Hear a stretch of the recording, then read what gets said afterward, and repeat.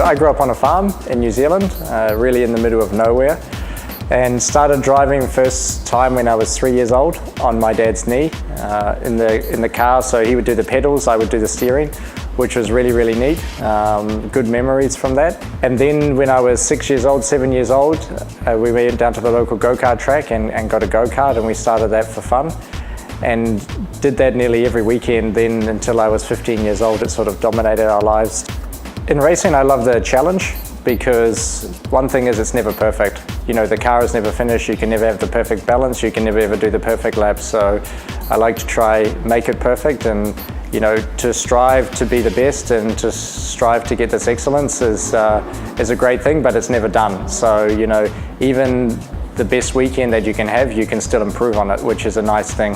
And I enjoy winning races. That's once you get that taste for it and that feeling for it, then you want to have it every week, and that's why we work. Especially winning a race like Le Mans, then you can work easily 365 days a year to achieve that again.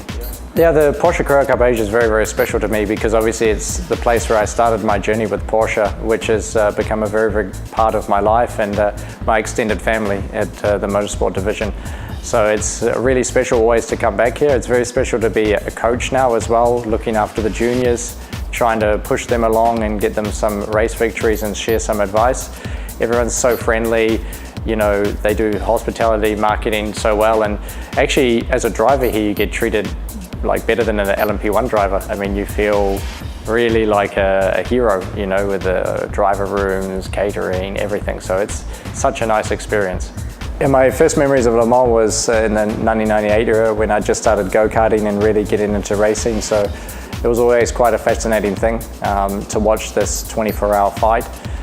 And it was always something that I never thought I could get to that level of LMP1 because it was like the Formula One.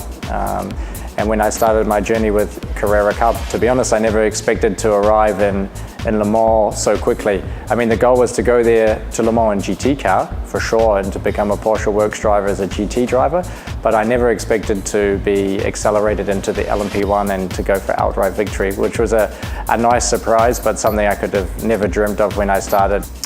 Le Mans is always a special challenge, so I think the first challenge that you always have to do with this race is you have to try and beat the race.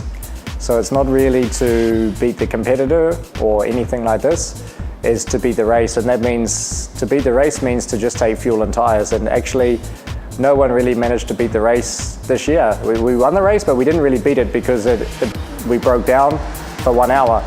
So actually to do a clean race at Le Mans, not hit anything, and just take fuel and tires is actually a really difficult thing. And even some of the LMP2s that finished on the podium overall also had their own problems with some failures and having to change body parts and all this stuff. So to beat the race is really, really difficult. And then obviously the second challenge is to try and beat your competitors after that.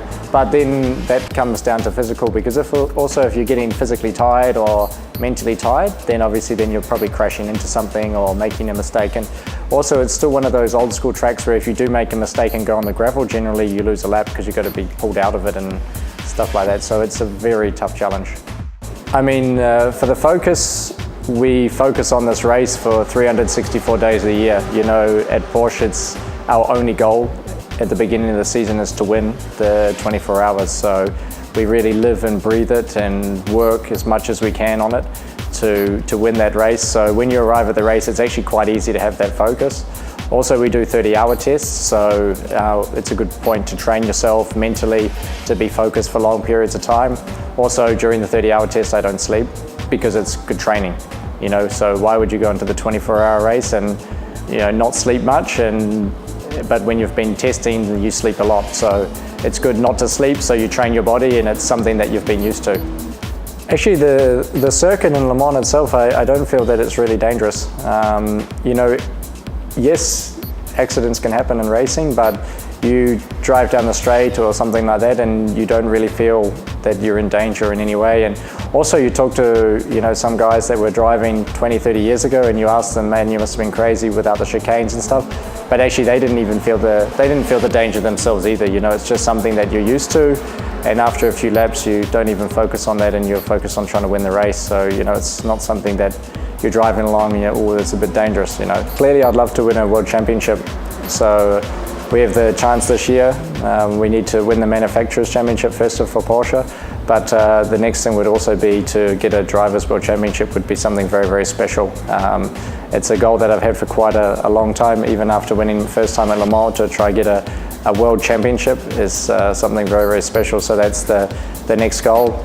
Then after that, there's still plenty of other 24-hour races to do, that's for sure.